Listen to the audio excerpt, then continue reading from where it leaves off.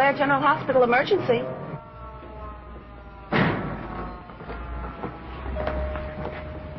I'm Paul Messenger. Yes, Mr. Messenger. Dr. Carew's expecting you. Use the first elevator. Thank you. Say, ain't that the Wall Street guy, the bozo with all the dough in the world? Yes, it is. You know, he didn't even have on a diamond ring. Oh, diamonds on men are vulgar. I wish I was vulgar. Before we go in, Mr. Messenger, let me prepare you. Dr. Gillespie is an inspiration to the whole medical profession. But physically, he's worse off than most of his patients. His legs are hopelessly crippled. I'll take care of it, Dr. Carew, right away. I want to see Dr. Gillespie. I'm sorry, Dr. Carew. He has a patient. Well, but We'll wait.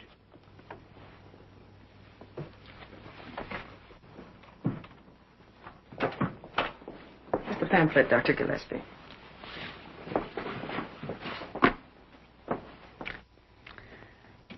Mrs. Roberts, you're going to have a baby. Why, what's the matter? I'm afraid. Afraid? Yes. Why? Women die. Well, suppose your mother had felt that way about it. My mother had courage. I'm a coward. Mrs. Roberts, nature is a very wonderful thing. It takes the food you eat and changes it into the particular substances our body needs.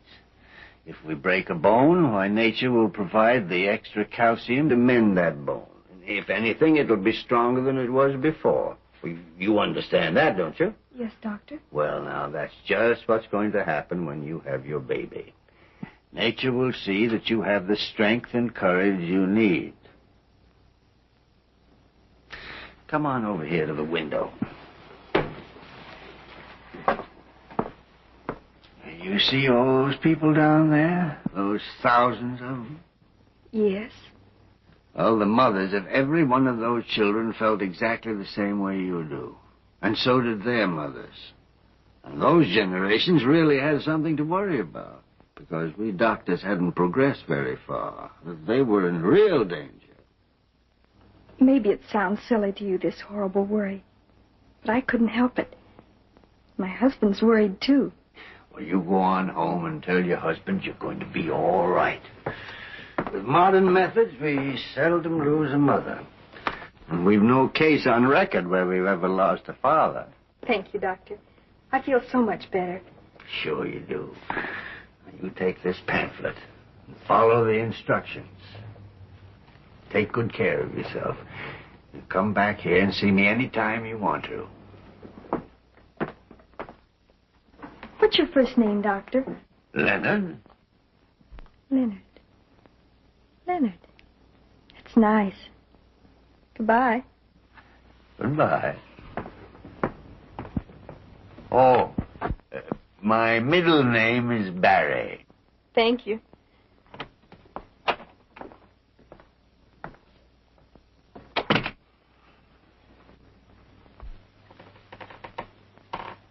No, Conover, I won't let you have another nickel. Aren't you ashamed of yourself, an intelligent adult like you, gambling your wages away week after week? But someday I'm going to win it all back. Well, in the meanwhile, find another sap to borrow it from. Someday I'm going to sit down and prove to you you can't win money in a crap game. Get out. Yes, sir. I guess maybe you is right, sir. I've often thought I'd give up gambling and just stick to playing the races. Yes. Nurse! Yes, Dr. Gillespie. Dr. Carew wants... Never mind, Dr. Carew. Where's Dr. Kildare? I don't know. Isn't he here? If he was here, do you think I'd be asking you about him? I don't know. I worked for you for so long, nothing you'd say would surprise me. Nurse Parker, Dr. Kildare is my assistant. He's here every morning promptly at 8 o'clock. It's now 6 minutes past 9 and no Dr. Kildare. What do you deduce from these facts? I guess Dr. Kildare's late. Oh, jumping Jehoshaphat. Will you find Dr. Kildare? Where shall I look? Well, where do you think he'd be? I don't know. You keep your stethoscope in the wastebasket and your checkbook in the bathroom. How should I know where to look for your assistant? Dr. Carew. If Dr. Carew wants anything out of me, tell him to come down here and ask me. Oh, he is here. Well, show him in. Show him in. Why didn't you say so? Yes, Dr. Carew. Ah, Carew. Come in. Come in. Must be something very important that brings the head of the hospital here. Leonard, this is Mr. Paul Messenger. Paul Messenger? Do you mean to tell me I'm actually in the presence of how many millions of dollars? Leonard. Well, make it 18 million. A sucker, huh? Where'd you get him? What can I do for you, Mr. Messenger? Dr. Gillespie, I've come here because I need your help. Well, that's very fine, but did you notice a room full of patients waiting at my door? Why, yes. I've only one rule. First come, first served. Rich, poor, and in the middle. Leonard. Dr. Gillespie's quite right. I'm sorry. I'll take my turn. Oh, wait a minute. Might be 3 hours. I'll wait. Leonard, Mr. Messenger's a very important man. So am I. Let him wait.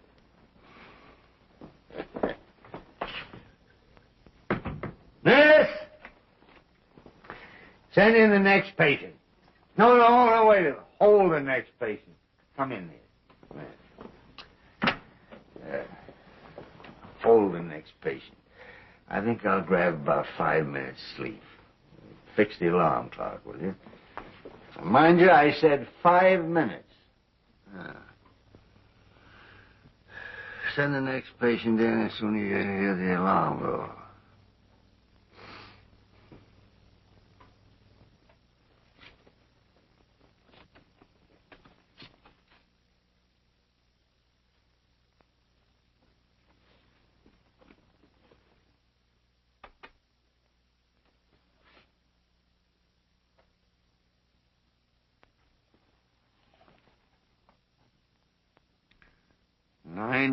Past 9.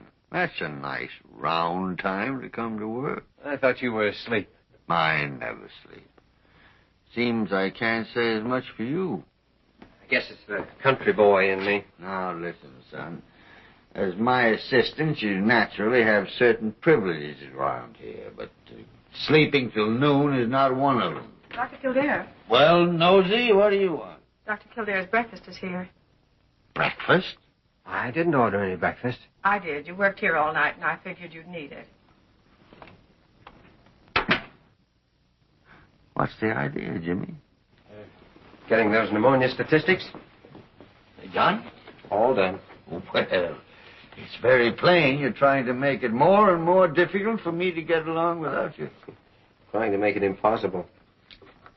You have made it impossible, Jimmy. There's so much work to do and so little time to do it. Thank you. Oh, and you know, Doctor, when I finished medical school, I only knew that I wanted to do something in medicine. Then I met you, and everything was crystallized.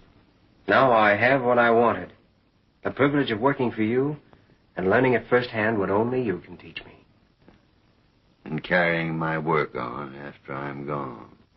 Won't be for a long while yet. No, that's not true. You know it. Nurse, next patient, please. Mr. Finch, sit down.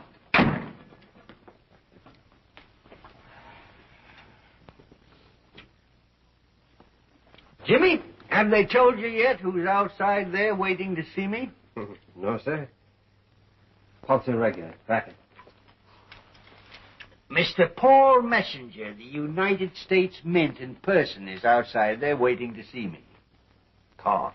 And he's going to wait 3 hours. Cough. Blood pressure 172 over 100. Go on, put your shirt on. No. Wait a minute, I want to talk to you. Say, we don't want to let him get off the hook. Nurse! Yes, Doctor. Is Mr. Messenger still out there? He's still there, Doctor. No, that's fine. Mr. Finch, you've been drinking again. It seems to me I remember a promise you made me a couple of months ago. Doctor, I tried to stop, but I can't do it. It's not my fault. My father was the same way. You understand, don't you, sir? No, I don't. You're a fool, and there are a million other fools like you. They want to drink, so they believe a legend started by a bigger fool that you can inherit drunkenness. Well, that's a lot of baloney. You can inherit a tendency toward diabetes or red hair. But if you drink, it's your own fault, and you can't blame your poor ancestors. But I always heard that. Yeah, and you were glad to hear it, because it gave you an excuse for sticking a bottle in your silly face. Now go on and get out of here. And don't come back until you've stopped kidding yourself. Yes, Doctor. Next patient. No. Bring in Mr. Messenger. Yes, Doctor. Mr. Messenger. Come in, Mr. Messenger. Come in. Sit down, Mr. Messenger. Sit down. This is Dr. Kildare, my assistant. How do you do? You know, there are still a lot of people ahead of me, Doctor. But there's not one of them I can charge as much as I'm going to charge you. That's fair enough if you can help me. Well, you look well enough, but I can find something wrong with you. Worst comes to the worst, we can always take out your appendix. What can we do for you, Mr. Messenger? Well, I came here to ask your advice about my daughter, Nancy. Oh, that's easy enough. Just bring her in, we'll have a look at her. I've tried to urge her for 6 months to see a doctor. Only two kinds of people don't want to see doctors. Those that know they're well and those that know they're not. Something has happened to her. It doesn't seem to be physical, and yet it must be, because she can't possibly have a care in the world. What you mean is that in 1,001 baffling little ways your daughters change. That's it. That's exactly the situation. Just what kind of changes, Mr. Messenger? Well, she always was fond of dancing, but now she wants to go out all night, every night. Oh, that doesn't mean a thing. They call them jitterbugs. Jitterbugs, Dr. Gillespie. She's engaged to a splendid young man who adores her, and all of a sudden she's started to treat him abominably. Well, perhaps it isn't important, but when she sleeps, she keeps the lights burning. Well, that's bad. But there's not a thing in the world a doctor can do for your daughter if she won't see him, Mr. Messenger. You were just about my last hope. I'm going to let you have Dr. Kildare. Jimmy, tonight you disguise yourself as a potted palm or something and find out what's the matter with Miss Messenger. If it takes all night. If it takes 1,000 visits, or 100. Excuse me, the expense isn't important. Oh, but 1,000 lives a month are important. Tomorrow, Dr. Kildare and I are starting out on a long-planned experiment. This is sulfapyridine. Before it was discovered, the death rate of pneumonia was 25%. Sulfapyridine's brought it down to 7%. My wife's one of those 25%. Well, tomorrow, Dr. Kildare and I are going to start trying to find out why those 7% still die. I understand. I'll send my car for you at 8 o'clock. Goodbye. Goodbye, sir. And thank you both.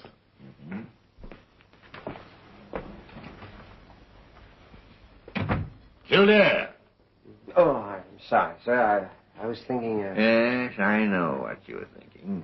You were thinking, now, tonight I can't go out gallivanting with that pretty nurse, Mary Lamont. Gallivanting? You know how much gallivanting I can do on my salary. I read in the paper the other day there's a doctor in Europe who claims love is a disease and that he can vaccinate you against it. Mm-hmm. Interns on $20 a month won't need any of that vaccination. Leonard Gillespie, you've done a lot of crazy things in your life, but this time you've certainly... Oh. Well, what are you stalling around here for? Go eat your breakfast. What do you mean, busting in on me like that? You can't have anything confidential to tell me. I know everything that everybody's doing in this shooting gallery, especially the things they're trying to hide. You have a lot of stooges telling you things. Molly, you hurt me. But let me tell you something. My stooges know every move your stooges make. My stooges are people of honor, which is more than you can say for that bunch of loafers that report to you. You bought an airplane. For 20 years we've worked together, and now you start spying on me. What in the name of common sense are you going to do with an airplane? Well, I just thought it'd be nice to have in case of fire. Oh, come here, Molly. I only borrowed the plane. It's to fly Jimmy Kildare back and forth while we're trying to work out this sulfapyridine business. Well, at least there's one blessing. You're not planning to do that part of the work yourself. Leonard. Huh? You're tired, aren't you? Oh, a little bit. Well, why don't you take a nap right now? Well, just to get rid of you, I'll grab 5 minutes sleep now. Yeah. Fix the clock for me?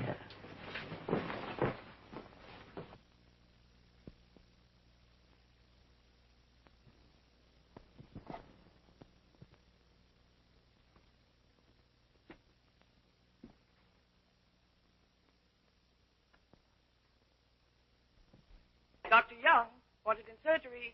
Dr. Young wanted in surgery. Dr. Young wanted in surgery. Dr. Young wanted in surgery. All right, come on, fellas. Where's my hat? Hat? Yeah, quit clowning. Where did you put it? Have you a picture of the hat, Dr. Kildare? Well, is there a hat? Our records show no entry of a hat in this hospital. Where's my hat? It was never x-rayed.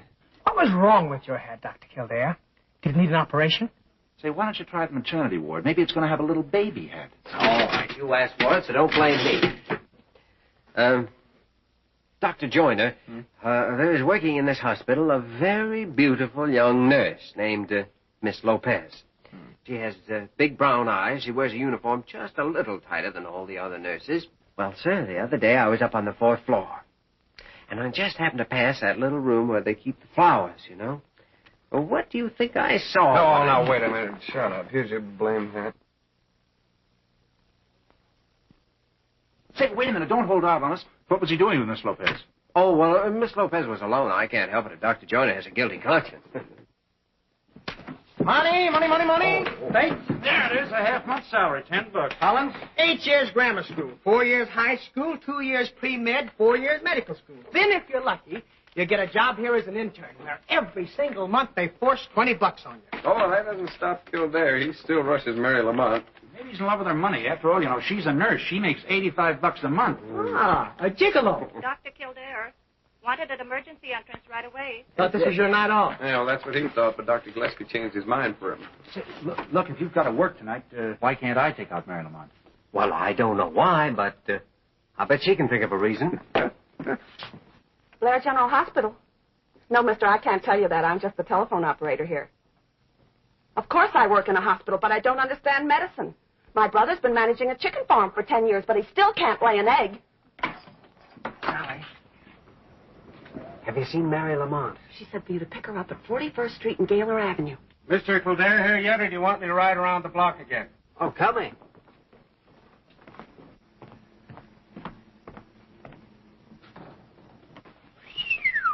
Where'd he get that bus? It was the first prize in a mind-your-own-business contest.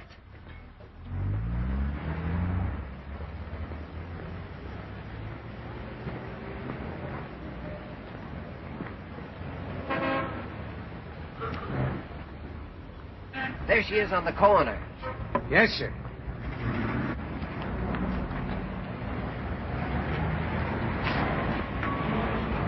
Hello, cutie.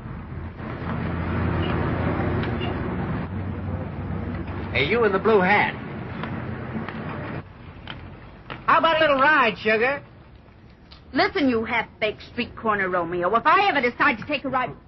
Oh, Jim. Oh, I'm sorry. I didn't recognize you. I thought I saw a pretty girl and I was trying to grab her off. Sure, grab her off, rush her to the hospital, and take out her tonsils. Yeah, step in and find out different.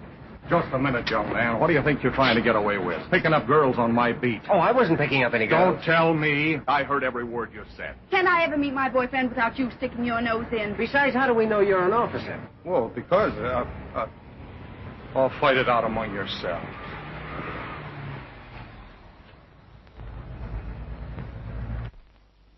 Get inside before anything else happens.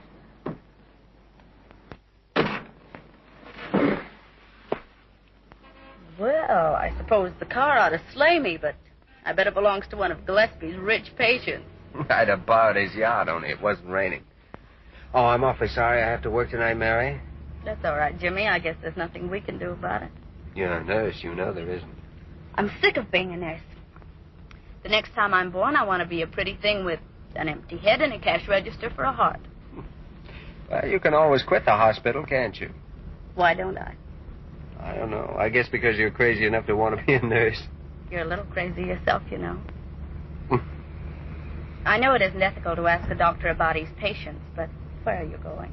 Well, it isn't ethical, but I can tell you this. It's 53 blocks to the home of the gent that owns this car.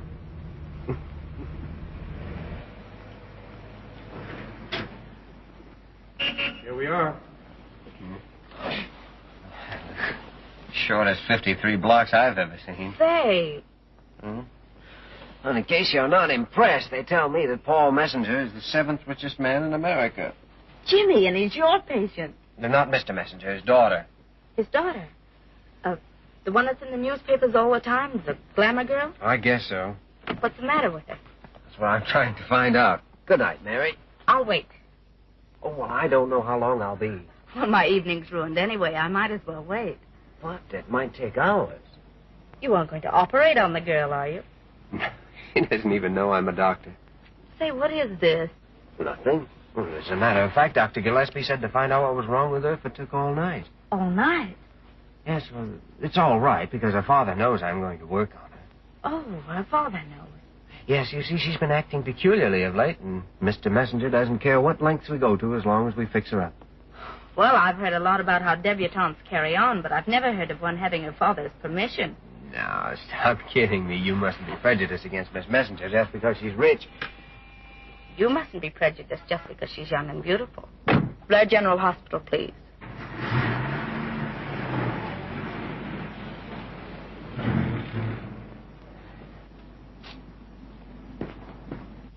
And although Nancy has been conducting herself on the whole, as I outlined to you and Dr. Gillespie, to my amazement at dinner tonight, she was her own normal, sweet self. Nancy. Dad, come in. Dad, you're just in time to tell me how... Oh.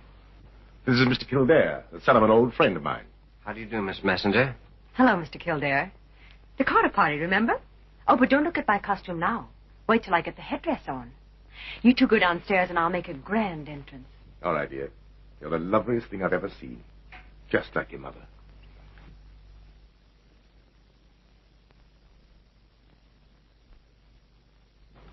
Yesterday, she said she wouldn't go to this stupid fancy dress party under any circumstances. Let's wait and see.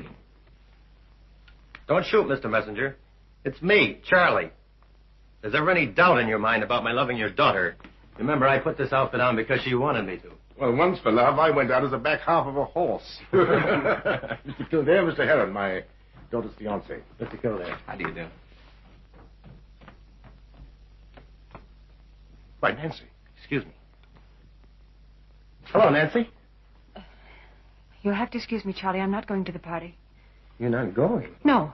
No, I don't want to go. If I don't want to go, I don't have to go, so I'm not going. Getting a little tired of this merry-go-round, Nancy.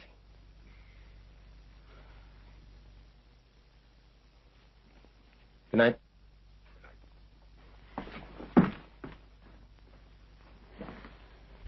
It doesn't seem more than 6 months ago that you told me your entire life was wrapped up in that boy.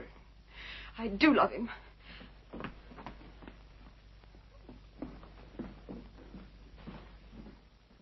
You see? Now what? I don't know. Now, I suppose the lights will be blazing all night in her room, and I'll be pacing this floor wondering how I can help her. Mr. Kildare, you must think me a pretty terrible sort of person. Why, no. Dad. That's all right, Nancy. Well, as far as I'm concerned, there are no excuses necessary. You're very kind. Why, not at all. If you don't want to do a thing and you don't have to, why should you? Them's my sentiments, anyway. Of course. Only, sometimes it's a little hard to explain. Then why try? You know, back home in my father's office, there's a motto hanging that says, never explain. Your friends don't need it, and your enemies won't believe you anyway. Do you get away with it? Oh, I seem to. At least I never make a date in advance. I didn't even tell your father I was coming here this evening. Simply because I might have suddenly wanted to change my mind and go out and come home with the milkman. You see, Dad? I know exactly how you feel. By the way, what kind of a milkman do you have on this block? Very charming gentleman. Well, Why can't I meet him? Wait right here. I'll slide into a dress. Remember, Dad, it was his idea and you brought him here. I see what your plan is, Doctor. But haven't you been able to arrive at any immediate conclusions? Only the obvious ones. She does love Heron. She's heartbroken at what she's doing to you, and she's doing her best to seem perfectly normal, but, Mr. Messenger, this is a very delicate point, but I must know. Did your daughter ever have any reason to hate her mother? Hate her mother? Nothing could be further from the truth. Why do you ask? Well, no reason now. Well, remember, this party's on me.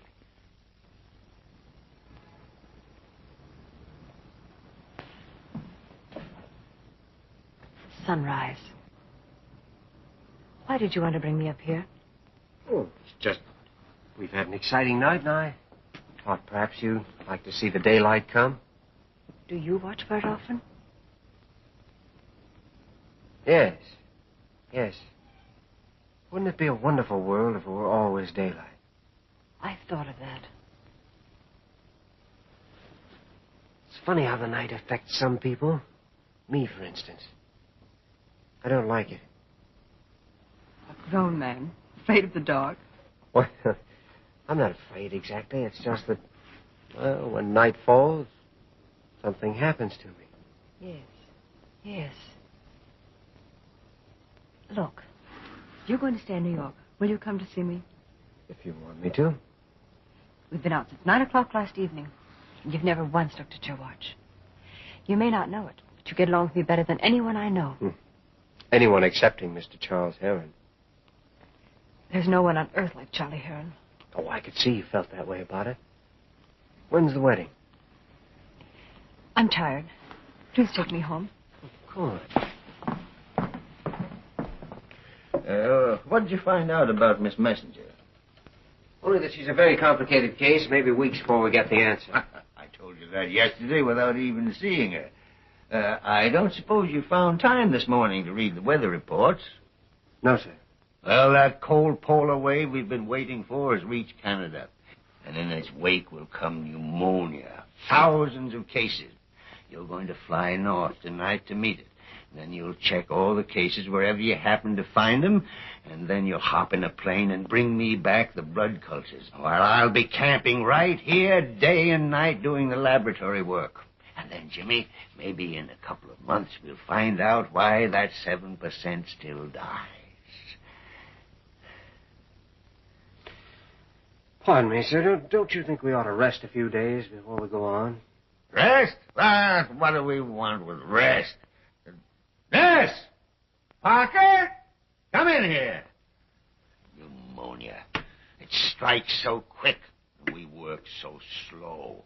Why, we ought to be ashamed of ourselves. This is the 20th century. We ought to be able to cure anything. And yet we let this white death, this invisible killer, run riot as though we were still living in the Dark Ages.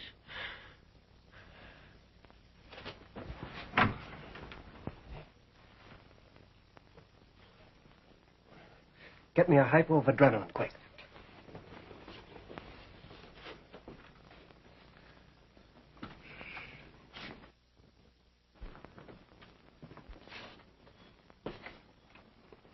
Senator Gillespie, I have a bone to pick with you, and you stay your end there. Well, what happened? Tell me, quick. Fainted. Get outside there. Act as if nothing's happened. Give me that adrenaline. Adrenaline, yes. You ought to know you can't burn the candle at both ends. You'll bounce back quick after this.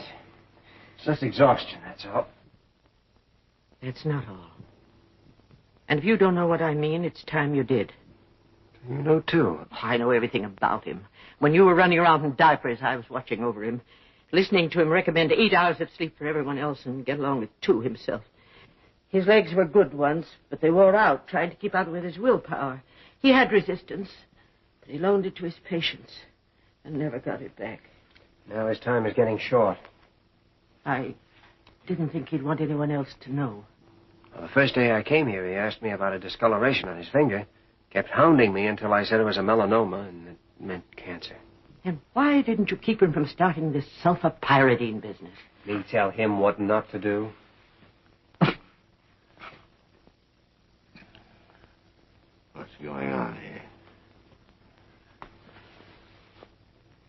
You gave me a hypo, didn't you? Yes, sir. Adrenaline. Good enough. What are you fussing around me for? Well, I came in here looking for trouble, and I found it got here ahead of me. You go on back to your nurses. Not till you quit talking and go to bed. Oh, so you're a doctor now, huh? When did you start practicing? Kildare, call Dr. Carew, will you? Carew? Sure, he's the best doctor in this bowling alley. That's the reason he's head man. He'll have me skipping rope in 5 minutes. Dr. Carew, this is Kildare. Dr. Gillespie has just had a slight collapse. He wants you immediately. Collapse? I didn't have any collapse. I got the constitution of a horse. I just get tired once in a while. Well, even a horse gets tired. I'm going to send your patients home. Come back here. I'm going to send them home. When I see you skipping rope, I'm going to run around town with a basket and collect them again. Dr. Gillespie will see no one today. Everybody been notified about new appointments. Yes, Miss Bird. 25 years ago, I took you out to dinner. I might have known that sooner or later you'd take advantage of it. And you shut up, or I'll tell Dr. Kildare how you tried to put your arm around me in the lunch wagon. Leonard, I'm so sorry. Now, look, I've got a couple of mourners here already. What I need is a doctor. You? Listen to a doctor? Don't make me laugh. Well, I sent for you, didn't I? Now, listen. I passed out. Kildare injected adrenaline. I came to. Pulse 78, general feeling of lassitude. Now, take it up from there and stick to medicine. If you still remember any. Cancel Dr. Gillespie's appointments for the rest of the day. Already cancelled? Get his bed ready and bring me 3 grains of sodium amytal. Yes, Doctor. I don't need any dope. I can sleep without it. But you won't. I give you my word of honor. I don't believe you. Are you doubting my word? I certainly am. Wait a minute. This Nebutin. Do just as well. Now, you take those and don't argue. Yes, Doctor.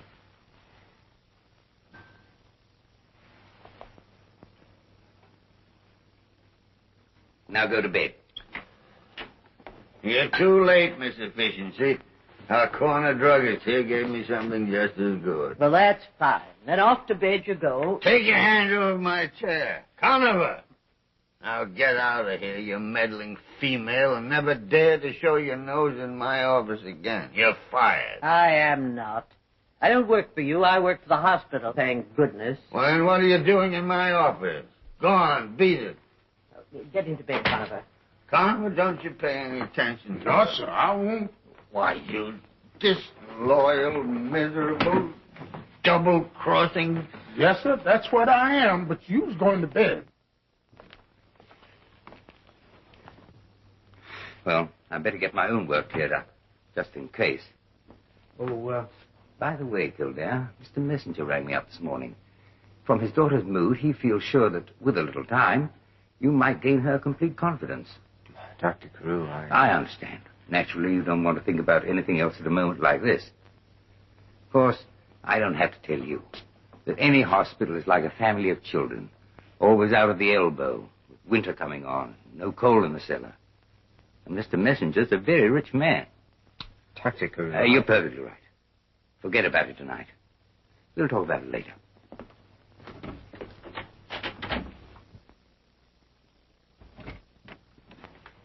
Kildare. The old fuss budget gone. But yes, but Dr. Gillespie... Hey, do you know something? Patients will hold a pill in their mouth until after you've gone and then spit it out, the way I did. You promised Dr. Carew that you'd go to sleep. Oh, forget it.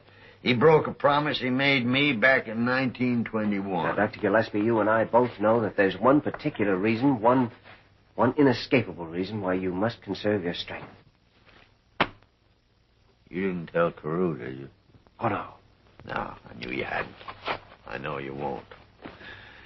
Jimmy Kildare, out there, pneumonia starting on the rampage. Tonight you're going to hop a plane. Well, Nosy, what do you want now? Dr. Gillespie, are you all right? A full report of my mental and physical condition will be made out for the files. I'll see that you get a copy. Yes, Doctor. Dr. Kildare, your mother and father are downstairs in the reception room. Oh, my mother and father here? Yes, Doctor. Well, isn't that nice? Give him my best regard. Be back at 3 o'clock, Jimmy. We'll need a good, solid 6 hours together if you're going to go out tonight. Oh, Jimmy, you needn't bother telling your mother about the flying. I wrote to her all about it last week. Oh, I wrote to her, too. She says yours is a very remarkable letter. She did, eh? Mm-hmm. Well, there's no trick to writing a good letter. She even sent me the letter she got from you. Has enclosed fine coupon and $3. Please send me 1 pair of your loaded dice in a plain wrapper. Very truly yours, Leonard B. Gillespie. I must have put this letter in the wrong envelope.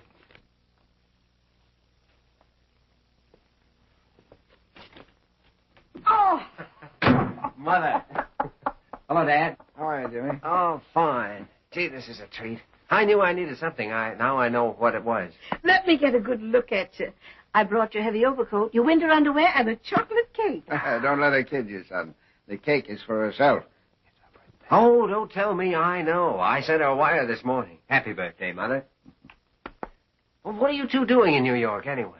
This trip's to see the fair, and it's my birthday present from Father. And we wouldn't have been able to make it if Jerry Coburn hadn't sold his farm and paid for that baby he had in 1927. Well, what about his ulcers? Did he ever pay for those? Don't start that again, Jimmy. That's all I heard on the way down here. I made Father buy a new suit, too. See, he's getting stout. Where do we celebrate? How about Mike Sullivan's Cafe? Swell food, right across the street.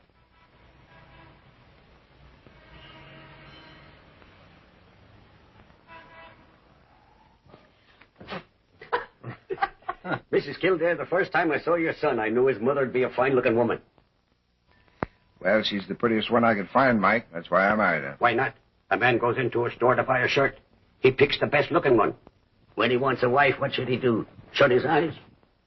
You better be careful, Mike. Much more talk like that and you'll spoil it. Well, that's the way it should be. Say your prayers, pay your bills, be good to your mother, and you can walk up to anybody in the world and spit in his eye. Hey, Mike. Coming. I'll take this over to the bar. I need it there. Thank you. Well, I promised Jim Galt I'd buy him a sun lamp. He wants to try it for his arthritis. I'll see you back at the hotel at 3 o'clock. Bye, son. Bye, Stephen. Goodbye, Mike. Goodbye, sir. Drop in tomorrow for lunch. It's Friday. We have 3 elegant kinds of fish. And we also have roast beef in case you bring a heathen with you. Bye. Goodbye. That's funny. I was just going to invent an excuse to get rid of your father. Why? So you could tell me your troubles. There's no use for Father or me to try and keep anything from you, is there? No. I know the minute your father enters the house if he's worried, or the way he hangs up his hat. He's worried about something now, too. How can you tell? Mind reading? No. Just love and understanding. Now tell me your problem, if you want to. All right. I have to keep someone from doing something. And there just isn't any way to do it. You mean you haven't seen the way yet? Nothing's impossible, son, unless you stop trying. But this is different. Because what this person wants to do is something that should be done. It's for the good of the whole world. There's very few men left like that now. Why do you want to stop him? Because if he keeps on, it'll kill him. I'm afraid I'm not going to be much help to you. I've never had to decide big things. With you or your father, I've always been able to manage by talking a little plain, good horse sense. Except the one time I did tell him a lie. He'd been working in the garden too much. And I knew it was bad for his rheumatism, but nothing could stop him. So I hid his tools and told him a tramp stole them. That stopped him. Well, Mother, Hey, wait a minute. You took away his tools? Yes. Well, I think you've shown me just what to do. How about right? Well, that isn't a big problem. I've always taught you right from wrong by the power of prayer and the back of the hairbrush. But if I do what I think I should, I'm going to look like a snake in the grass. Jimmy, it's Dr. Gillespie you've been talking about, isn't it? Well, yes. Yes, he's in bad shape. On this particular job he's doing, I'm pretty sure he can't go ahead without me. I see. And if you quit him, he'll have to take a rest. But, son, wouldn't it almost break your heart to leave him? It means the finish of all I've hoped and dreamed. God bless you. Don't feel too badly, son. You may be the only one that knows you're doing the right thing. It's an awfully nice feeling. Guess it doesn't matter what the rest of the world thinks. If I were you, I wouldn't read anymore. If I were you, I'd keep my mouth shut. Leonard, please. Well, maybe I don't feel so good. Your nurse will be here in a minute. Nurse? Now look here, Molly Bird. I won't have any of your frozen-faced, mealy-mouthed nurses around me. Who'd you get? Mary Lamont. And there's no use trying to soft-soap her because I've told her exactly what to do. We'll see about that. Hello, honey. I had a heck of a time getting you assigned to me. Miss Bird here wanted to send in one of her favorites. But I told her unless I had that very beautiful Mary Lamont, I wouldn't play. Didn't I? You did not. And don't forget, Lamont. In his office, he may be a doctor, but here he's a patient. Leonard, please take care of yourself. Goodbye.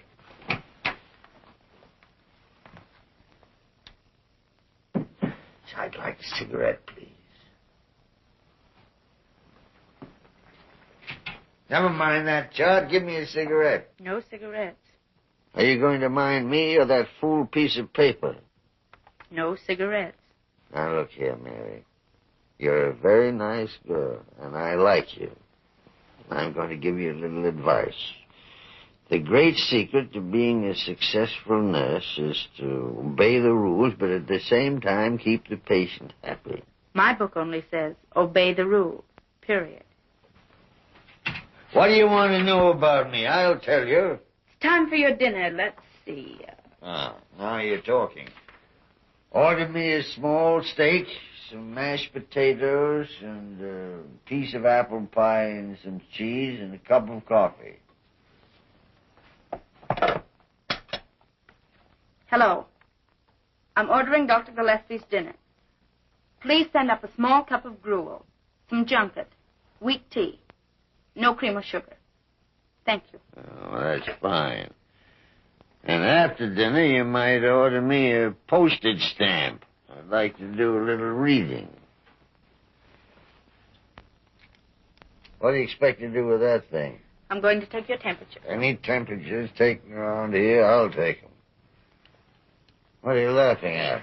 Something you said last week. There's no patient in the world as ornery as a sick doctor. And if there's going to be any talking done around here, I'll do it myself. Well, I'm not interested. What about? Jimmy Kildare. I might have expected that. 98. Write it down. Say, what are you writing there? Temperature uncertain. Patient stubborn, bad-tempered, and childish. That. What about Jimmy Kildare? Well, you should have heard him talk this morning. He was spending a multimillionaire's money last night. A steak sandwich, $2. And what does Jimmy think? Boom. There goes a couple of shirts. $5 to the waiter. Bang. A new pair of shoes. Will the orchestra leader please play Boop Boop a Doop for Miss Nancy Messenger? Give him $20, Jimmy. Wham. Suit of clothes. With an extra pair of pants. Throwing all that money around last night and next morning coming back to $20 a month. After all, everybody's human. Not everybody. You're right. You're not. The way you treat Jimmy. I mean Dr. Kildare. Taking away his evenings off and working him 18 hours a day. Well, I work 18 hours a day.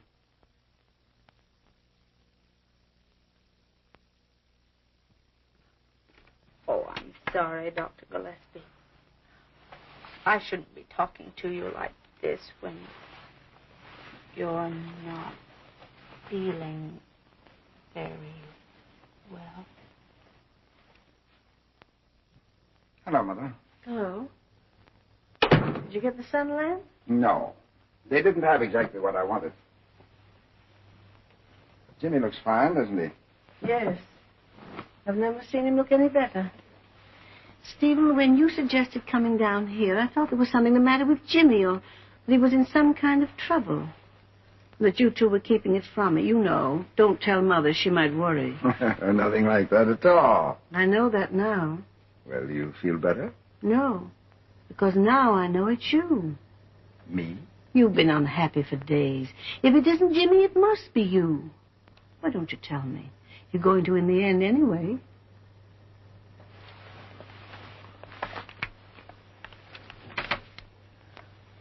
From Dr. Jack Carboy. Just the last paragraph. The rest is all technical. I think it's coronary disease. And dear Steve, it's a very unpleasant duty to tell you, but I think you may live 10 seconds. Or 10 years. Come and see me and we'll talk over the details. He says 10 seconds. Or maybe 10 years. Oh, Steve. Now, Mother, I'm going to see another doctor. That's why we came to New York. But we mustn't tell Jimmy. Martha, we've been married a long, long time. And every day has been a happy one. I had hoped that it might go on for 20 years more. You're not going to be foolish enough to tell me that you don't mind dying. So that we can think of some philosophy that will make it easier for either of us. No, dear. I just wanted to say that medicine might not do any good, but we know that tears won't. But there is one thing left. The same help and comfort we got the night that Jimmy had typhoid fever. And we waited, not knowing. You remember? I remember. He marks the sparrow's fall. Stephen, I'm going to take you to every heart specialist that's listed in the New York telephone book. I know he marks the sparrow's fall. But I remember, too, that the Lord helps those who help themselves.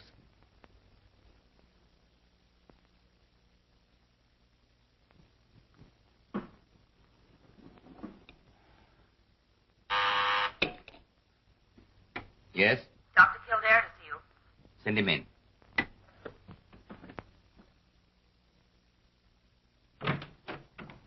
Good morning, Kildare. Morning, sir.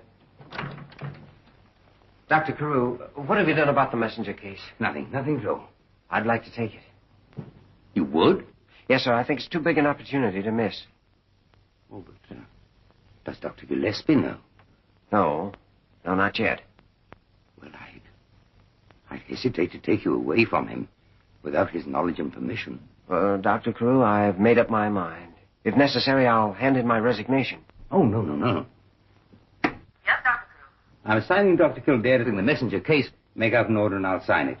Oh, Dr. Carew, please, I'd rather tell Dr. Gillespie myself than have him learn it through an official order. Oh, yes, of course. Yes, sir? Don't put through that order about Dr. Kildare until I let you know. Oh, this is all very fortuitous. Solving the messenger case will be a priceless asset to you when you're ready to go out into private practice, and, of course, it won't do the hospital any harm. I've taken that all into consideration. What's the latest report on Dr. Gillespie? There it is. Haven't you seen him? No, Nurse Molly Bird asked me not to go in. We're not very happy about his condition. I can see that. Wait outside, Mary. I don't want you to hear what I got to say to the head of your hospital. What's this I hear about you taking Kildare away from me and putting him on the messenger case? Why, who told you? Oh, I knew about it before the echo of your voice giving the order died away. What have you been saying to my boy? I've told you 10,000 times to run your hospital and let my office alone. There wasn't anything he said, sir. I made up my own mind. Yeah, that's absolutely true, Leonard. Get out of here.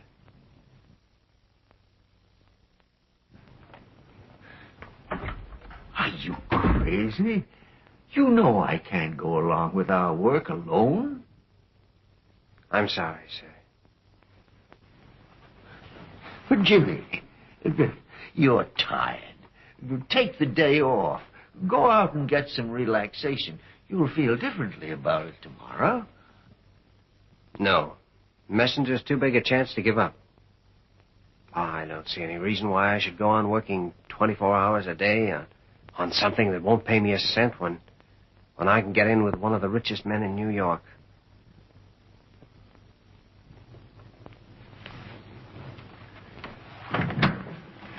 So, Dr. Kildare, Mr. Messenger waves a checkbook in your face and you drop me like a hot potato. I've waited 20 years for an assistant, and I find I've picked a common little money grubber. What did you want to study medicine for? You'd have made a swell pawnbroker.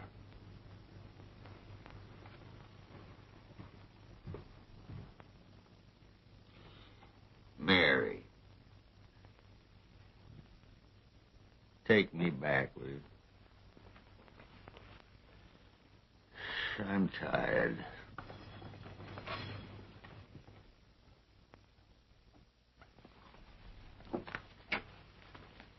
Here's your fishing rod, Doctor.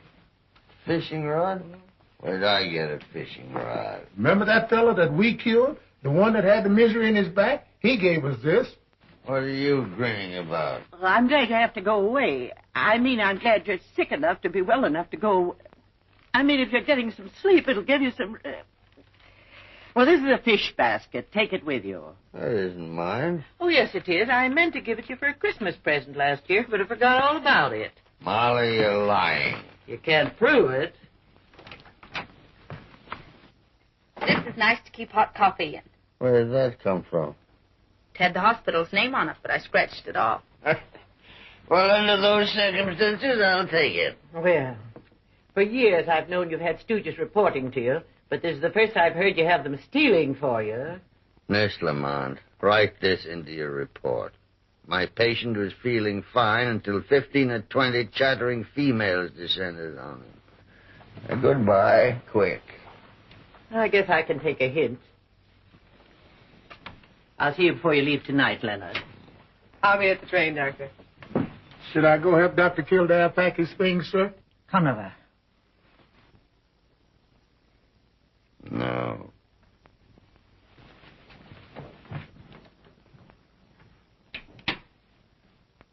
The idea, after all you've done for him. Leaving you for a hypochondriac debutante with blonde hair and lots of money. Another county heard from. What do you mean? I forgot about the time we were worried about Jimmy and a redhead. You've been in love with him ever since. That's not true. Oh, let's stop kidding ourselves. We're both sunk. So that's the reason as soon as I got to New York, I telephoned your father. You're lunching with him, aren't you? Yeah. I'll see you later? Of course. We have a date for a walk, haven't we? Right. Dad, if Jimmy's late, you charge it to my account. I will not. I'll take it out of your allowance. Come in, Jimmy. Sit down. I know nothing definite yet. Human behavior, especially unexpected behavior, is very often the outcome of some fixation in childhood. What are you driving at? Well, some instinct, and I can't rationalize it, keeps bringing me back to Nancy's mother. Don't you know That anything? was over 12 years ago. There was never any divorce. Mrs. Messenger and I had separated for several years. You have no direct information of your wife and daughter during those years? No, I was in Europe. Mrs. Messenger died of pneumonia, hmm? Yes, she'd been ill for some time with a complication of ailments. But the end came through pneumonia. Where? At our Long Island place, out near Eastbury. You understand that at the time I got back to this country, it was all over. The funeral, everything. I haven't been to Eastbury since. Does Nancy ever visit the Long Island home? I imagine so. You see, Mrs. Messenger requested that Nancy's nurse should occupy it as long as she lived. Nancy's nurse? There's a woman named Nora. I'd like to talk to this Nora. That could be easily managed. I'll telephone. No, let me see if I can't arrange to meet Nora without anyone, even Nancy, suspecting anything. Isn't this much nicer than a walk in the park? Oh, of course. But you certainly changed your mind fast. Oh, it wasn't really a whim. When I got out of my shower, there was a phone message calling me to Long Island. So here we are.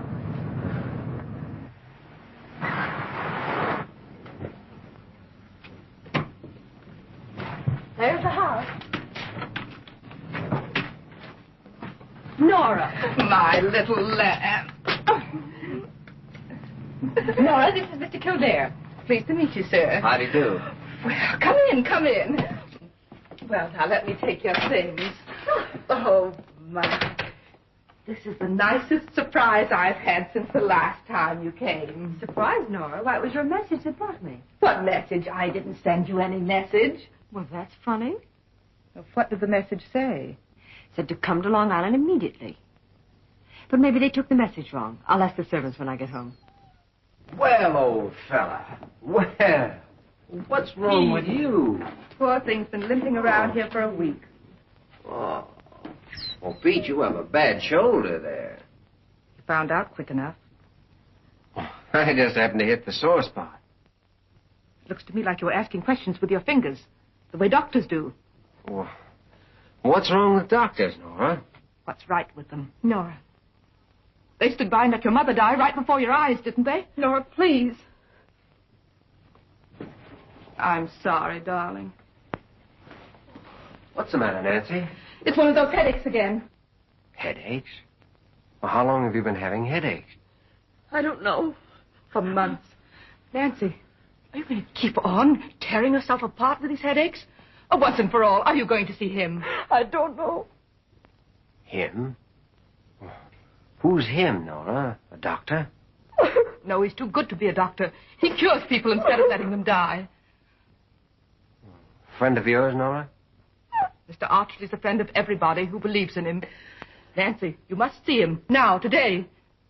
When the blindness comes, even he can't help you. Nora, don't! Nancy. Nancy, why not do as Nora says? Oh, what's the use? Nobody can help me. Please, Nancy, I'll go with you. Just come and talk to me. Well, I don't know who the man is or what he can do, but every day miracles happen that no one can explain.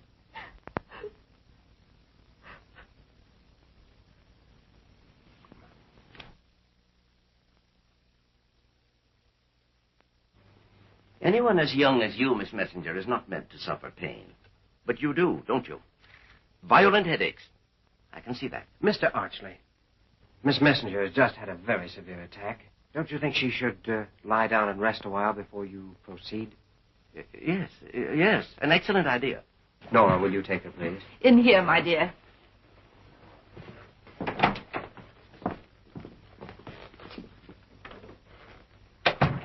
What was your idea in doing that? You see, I know that Nora's told you all about Miss Messenger. Which is, of course, what she should have done. We're all only concerned with making Nancy well again. Of course. Just what is your connection with the case, Mr. Kildare? Well, isn't it enough that I induced her to come and see you? After all, Nora wasn't able to, was she? Obviously, I'm in your debt. What's worrying you? As an old friend of the family, I know more about Miss Messenger's case than Nora does. Is that so? Of what, for instance? Well, 6 months ago, Nora revealed to Nancy the true cause of her mother's death, right? Suppose I tell you Nora was wrong. Wrong? But, the mother's symptoms, as Nora describes them to me, sound very conclusive. Symptoms? Oh, well, headaches, blindness. Why couldn't they indicate a dozen different things? Meningitis, for instance. Meningitis? Doctor, you must understand I'm only trying to help you and help Nancy. If, as we all believe, Nancy has inherited her mother's trouble, we must be sure we're on the right track.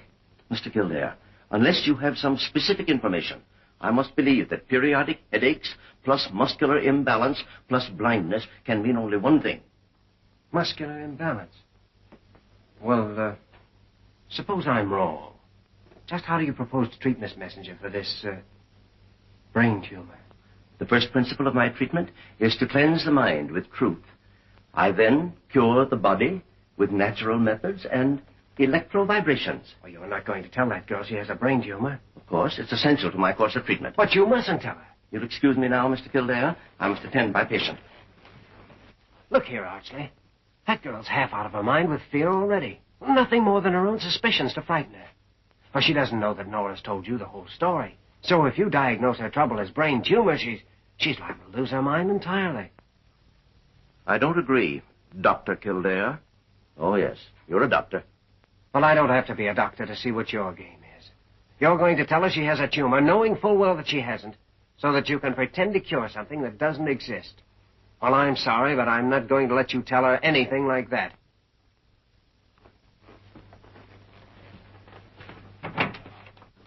Nora, Miss Messenger, I'm convinced I can bring you back to perfect health. But Dr. Kildare here seems to think differently. Doctor. It's true, Nancy. I'm sorry you had to learn it this way. There's no use keeping it a secret any longer. I'm a doctor. You, Jimmy. You a doctor. Enough of a doctor to know that you're not going blind and you're not going to die because you don't have a brain tumor. No. Nancy, I'm a pretty good doctor. And every instinct I have tells me there's nothing wrong with you. Nothing but grief and fear and brooding imagination. Since you're a doctor, you oughtn't be the one to drive this poor child stark raving crazy. Did you mean that? Hasn't she got any tumor?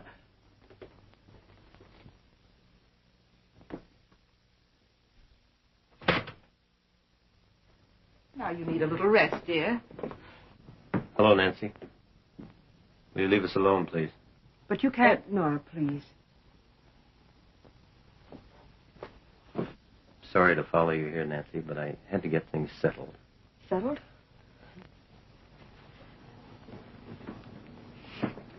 You realize, of course, that you haven't let me see you for a week, although I've called at the house at least every day.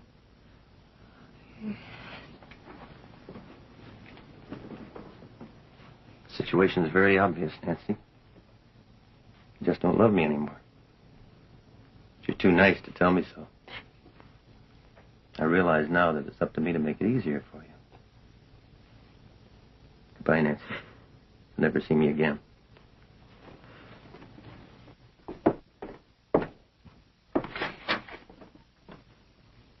I'll never see him again.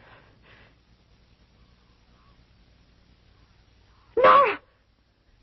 Nora!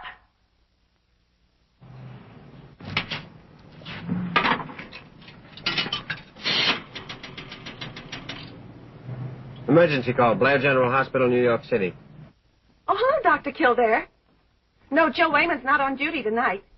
He finally promised to buy me a dinner, and he didn't seem feverish when he said it either. Hey, did you say Oh, Dr. excuse Kildare? me, Doctor. Here he is. Hello, Doc. This is Joe. Oh, Joe. Joe, I'm in a spot and I need action. I want you to bring me an ophthalmoscope and a perimeter out to Long Island right away. Yeah, grab the first bus. I'm on my way. I didn't have anything important to do tonight anyway. Where are you? Okay, Doc. I'm sorry about that dinner tonight, Sally. My system must be wrong. Other girls get diamond bracelets, and I can't even promote a cheese sandwich. That bus is usually right on time here? On the dot. Take it easy, brother. You got 25 minutes yet. There's the bus schedule. Fire. Hope it's my house. Just paid the insurance yesterday.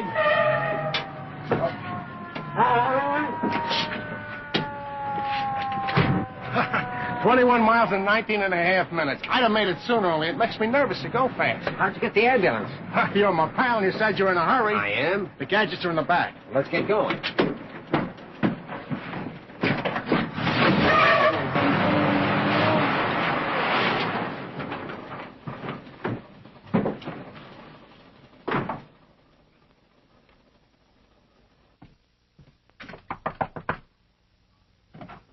No, Go away, Doctor. I have to see her. You're not going to. But she hasn't a brain tumor. I'm positive she hasn't.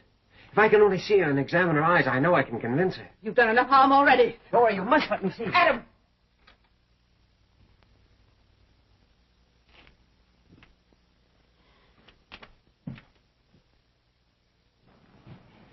Well, baby, the moment we got that phone call, I knew I'd be needing you. Oh, excuse me a minute, Doc. I want to take a look at that back tire.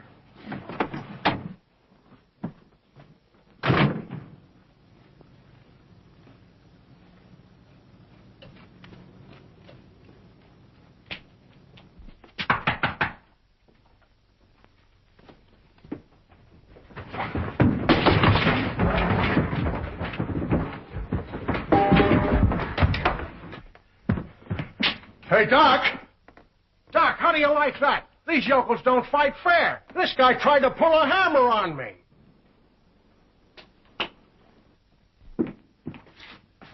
Nancy? Nancy? Look, I know how you feel about me, but I want to help you. I'm sure you don't have brain tumor. I'm positive we can straighten everything all out. Oh, please, Nancy, please look at me. Jimmy, I can't see you. I can't see anything, Jimmy. I'm blind.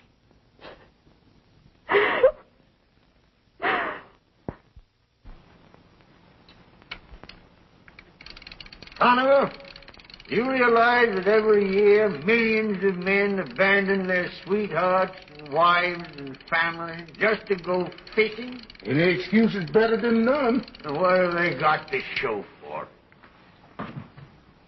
This. Throw 'em back in. Do unto others, you'd have 'em do unto you. Amen. Fish don't agree with me anyway. You call this a vacation, Conover. I wish you wouldn't move that umbrella so the sun hits my neck through that hole. Sun do you good. Violet rays. Oh, violet applesauce. Too doggone healthy now. If you hadn't come on this year vacation, it's 2-1 right now. I'd be walking slow behind you. Why, I'll bet you. Conover, betting is gambling. And gambling is illegal. Furthermore, it's foolish because you can't win. I've had it in my mind to teach you something about gambling for some time now. Out of the dim past, I seem to remember that if you get a 7 or an 11, you win. Yes, Doctor. And if you get a 2, 3, or 12, you lose. I'll roll you for $1. Ain't it?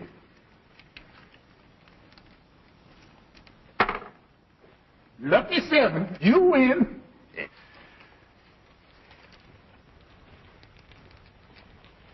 Let me breathe on him once for luck. Go on, breathe away.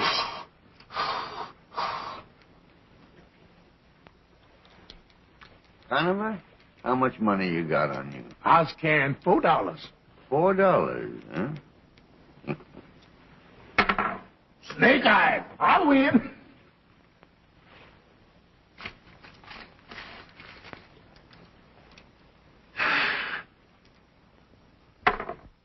Double 6s. I win. How much money do you owe me now, Doctor? $22. Now, that shows you what a fool a man is to gamble. Those dice I brought with me are crooked. Still, I couldn't win. No, Doctor. Here's your dice. I switched on you when I breathed on them.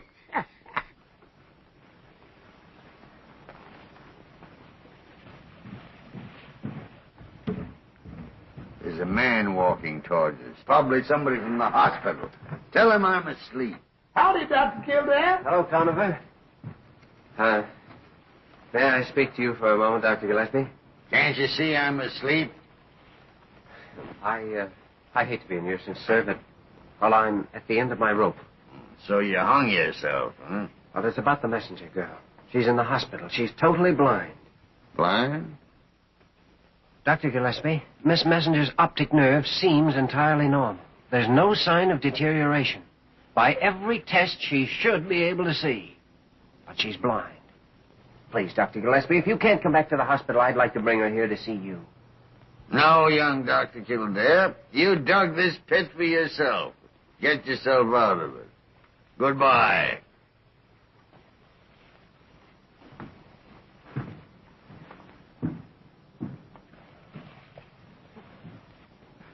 When's the next train leave for New York? About a half an hour. Well, what are we waiting for?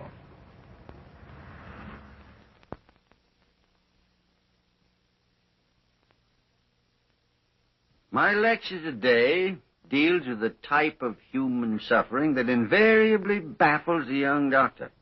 And a great many old doctors as well. This is difficult to diagnose because it conceals itself under the symptoms of every known disease. There was, for instance, a woman totally bereft of speech.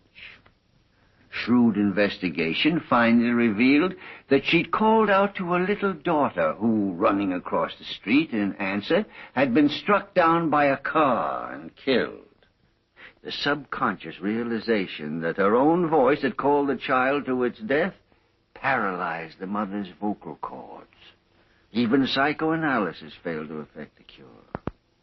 We were forced to pretend to operate on her throat, and by this means convince her that we'd restored her speech surgically.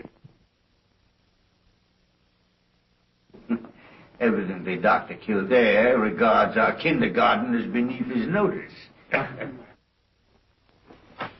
Who is it? Dr. Kildare.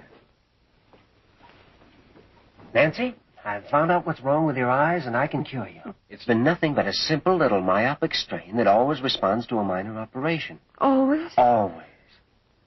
Next patient. I'm pretty sure I know what the trouble is. Don't you tell me what the trouble is. I'll tell you what the trouble is. But, Doctor... Go on, get in there in the next room and take off your clothes. Huh? Go on, don't argue with me. Get in there. Go on, get in. Next patient.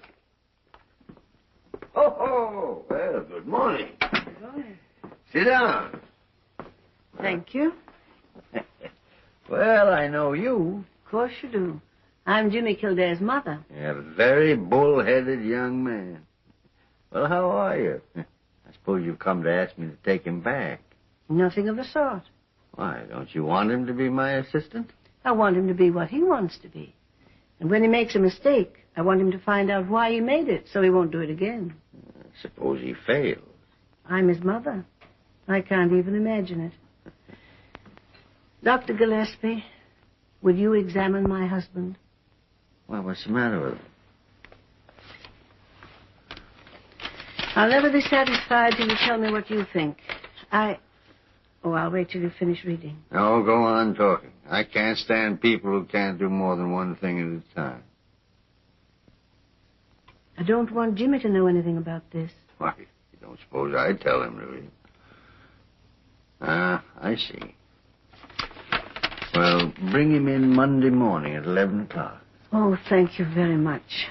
You're very kind. No, this way, Mrs. Kildare. I'm very sorry about you and Jimmy.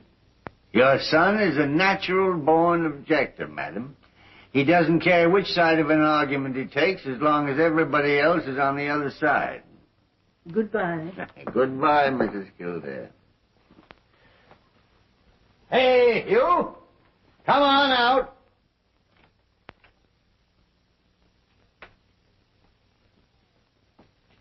Now I'll listen to you. What's the matter with you? Nothing at all. I never was sick a day in my life. I just come here to repair your telephone.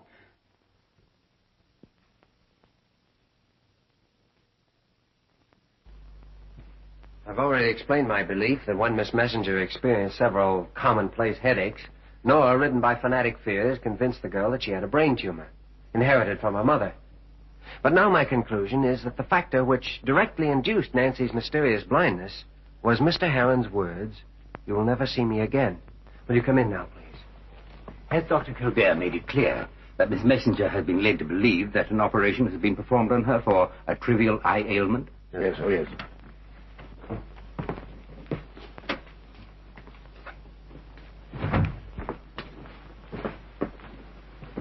Nancy, I'm going to take the bandage off, and you're going to be able to see. And you'll know, as I know, that there isn't a single thing wrong with you now. I'll believe everything. If only I can see. Well, I'm so sure of it that I've arranged a little surprise for you. Surprise? Mm-hmm.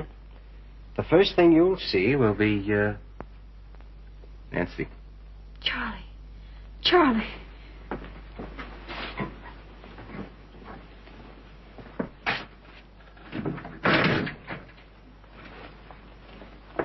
Now the room is full of sunlight.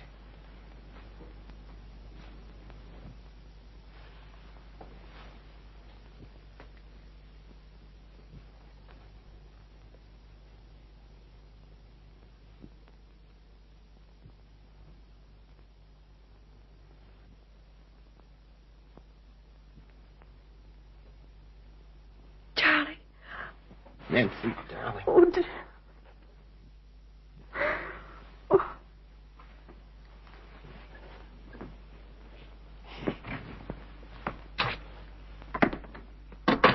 Thank God. Fine work, Doctor. We'll talk about gratitude some other time.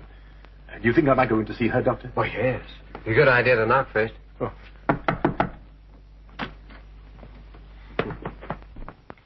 Dr. Kildare, Dr. Gillespie would like to see you at once.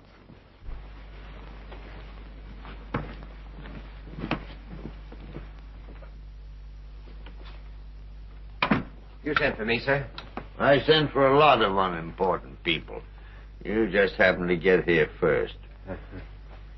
Well, Dr. Gillespie, without knowing it, you've done me a very great service. You'll be happy to hear that Miss Messenger... I don't want to hear anything about your diamond-studded millionaire patients. I got a couple of pretty good patients myself. Parker, send in those patients. You know, the funny thing is, ever since you left here, everything's been running like clockwork.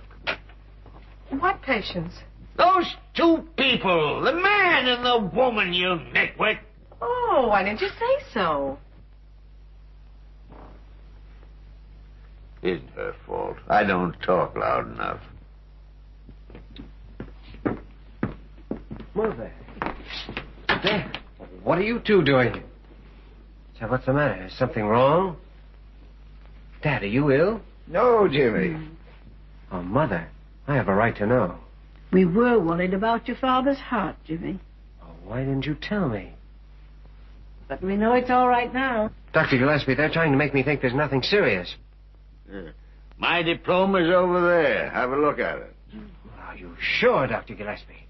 Did you look for any signs of thrombosis? You little whippet. Are you questioning my diagnosis? I beg your pardon, sir. I didn't mean that. Oh, yes, you did, too. Ever since you started your Park Avenue practice, you don't trust any doctor unless he wears a high hat and spats. I'm sorry, sir. Well, you should have told me. Well, it was our worry until we had to tell you, Jimmy. Then stop fretting about it. It's all over now, isn't it? Yes, but past 2 minutes I've been doing some fast thinking. About what? My week off next month. I was going to spend it in the research clinic, but now I'm coming home and stay with you. Oh, we like that, son. I want to tell you how happy you've made us, sir, but I don't know what to say. Well, why don't you say something stupid? You usually do. Well, Stephen, are you going to stand around there gossiping with Dr. Gillespie all day? Huh? This is a place for sick people, isn't it? Oh, yes. Doctor, I said everything I could think of in there, but I'd like to say it again. Oh, write me a letter about it. See you later, son. Well, we're going to have dinner together, aren't we? Uh-huh.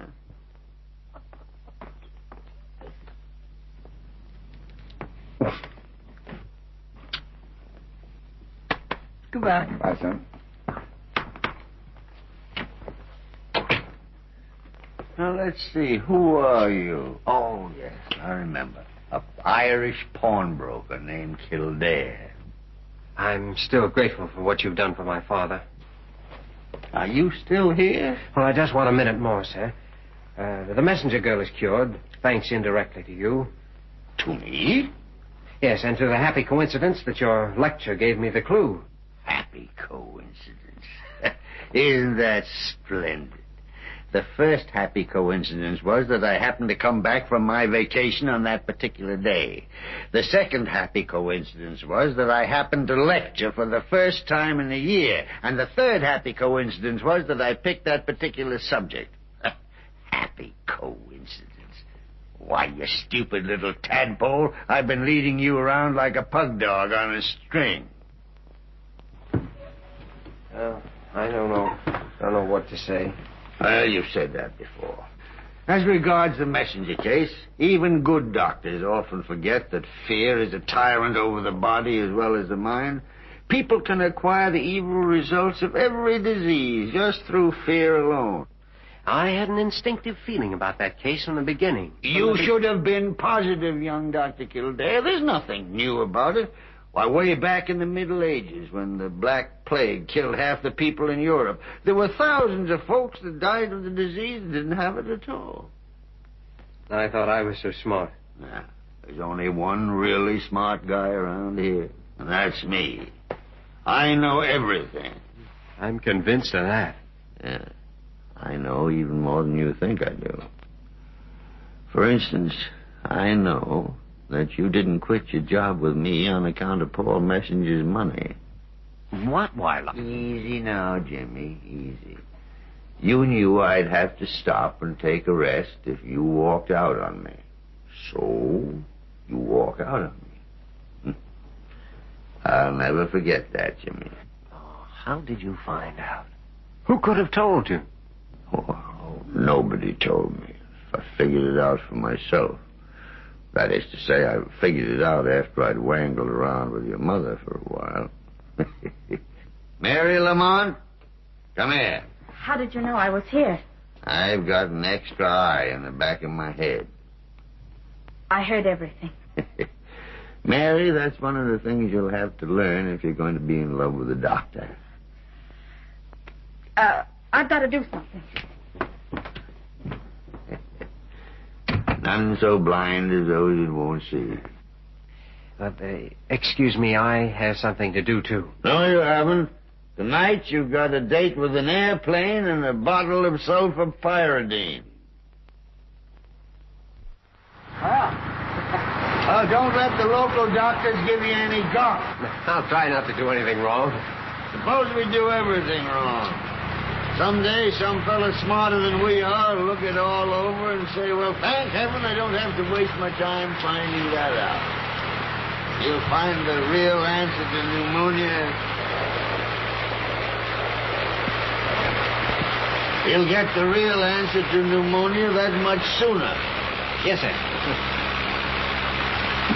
Bye, sir. Goodbye, son.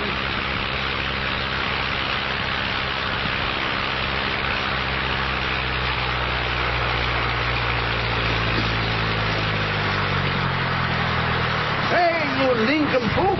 Look out what you're doing with that umbrella!